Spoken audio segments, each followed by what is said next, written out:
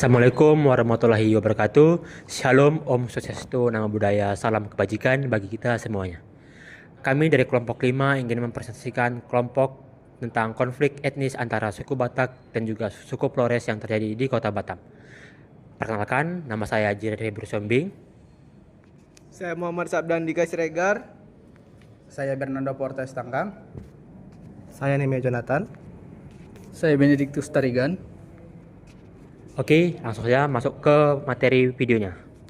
Halo semuanya, nama saya Jireh Combing. Dalam video kali ini saya akan membahas satu persoalan etnis yang terjadi di Indonesia pada tahun 1999. Dalam hal ini, persoalan yang kami ambil yaitu suku Batak dan suku Flores di kota Batam. Mungkinkah yang namanya hal tersebut ini mungkin terasa asing dari beberapa orang, yang dimana mungkin terasa intens, dan juga wartawan di Indonesia banyak menukar fokus pada persoalan Ambon. Kenyataannya di kota Batam, persoalan etnis itu tidak semengerikan yang dialami pada kota Ambon. Pada milenium baru, kota Batam yang mestinya sebagai pangsa besar Sasarai membawa transformasi yang drastis.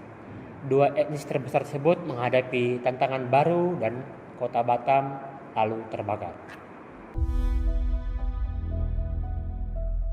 Perkenalkan, nama saya Muhammad Sabdan Dika Siregar. Di sini saya akan melanjutkan yang dibicarakan oleh Jireh tadi. Di sini akan menjelaskan latar belakang. Untuk memahami konflik ini, kita perlu tahu dulu seperti apa kondisi Batam saat itu. Batam adalah kota industri yang tumbuh pesat di era Orde Baru. Kota ini menjadi magnet bagi ratusan ribu perantau dari seluruh Indonesia, termasuk suku Batak dari Sumatera Utara dan suku Flores dari Nusa Tenggara Timur.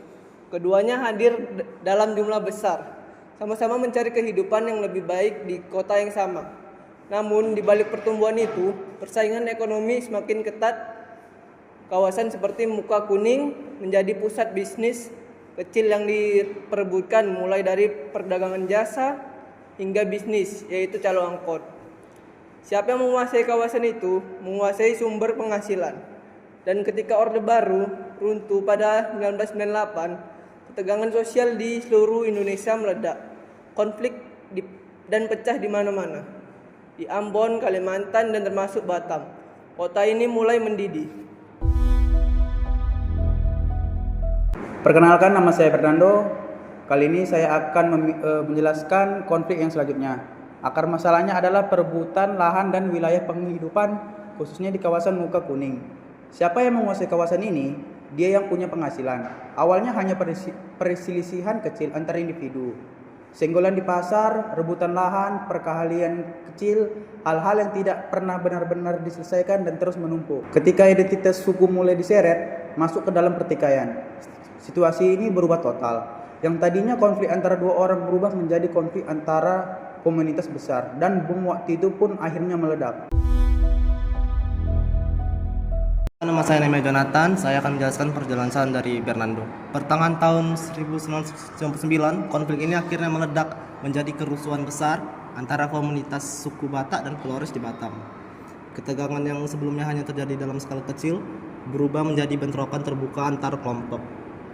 Wilayah seperti Bengkong, Jodan Nagoya, Batu Ampar, hingga Bukit Senyum berubah menjadi zona berbahaya. Aktivitas masyarakat terhenti, pertokoan tutup, dan jalanan yang biasanya ramai menjadi sepi karena warga takut keluar rumah. Kerusuhan ini tidak berlangsung singkat, tetapi terjadi dalam waktu yang cukup lama dengan insiden yang terus berulang dan situasi yang belum benar-benar aman. Banyak korban jiwa berjatuhan serta kerusakan pada rumah dan tempat usaha.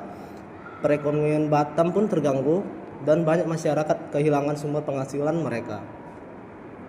Kota yang seharusnya menjadi tempat mencari kehidupan dan membangun masa depan berubah menjadi tempat yang dipenuhi rasa takut, ketegangan, dan trauma mendalam bagi masyarakatnya.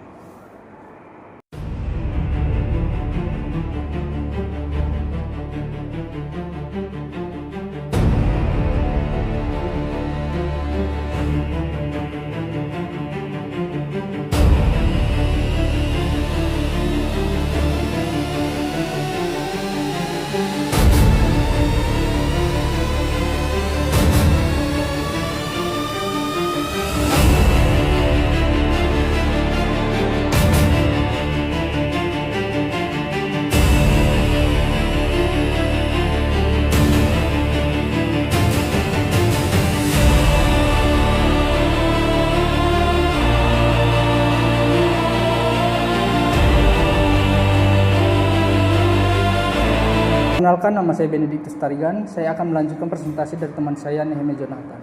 Tokoh-tokoh masyarakat dari kedua suku mulai turun tangan, mediasi digelar, dan akhirnya suku Batak dan suku Flores menandatangani nota kesepakatan perdamaian. Sebuah surat berisi 5 butir perjanjian ditandatangani di atas materai. Isi perjanjiannya jelas. Kedua pihak sepakat berdamai dengan tulus dan ikhlas, dan bertekad tidak akan mengulangi kerusuhan dengan alasan apapun, demi menjaga keamanan dan kerukunan di Batam. Yang menarik, perjanjian damai ini bahkan masih dirujuk kembali saat ada insiden di Batam pada tahun 2012, sebagai pengingat bahwa kedua suku pernah berjanji untuk tidak mengulangi kesalahan yang sama. Perdamaian itu bukan sekedar formalitas saja. Ia adalah pengakuan bahwa tidak ada yang benar-benar menang dari pertumpahan darah.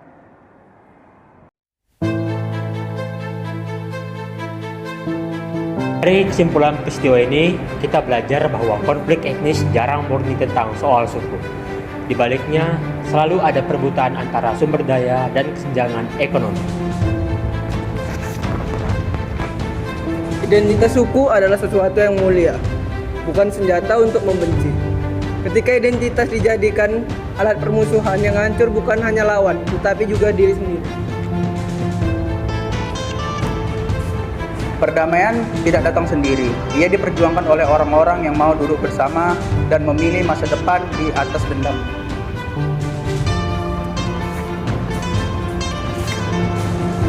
Yang menang jadi abu, yang kalah jadi arang. Tidak ada pemenang sejati dalam konflik antar saudara.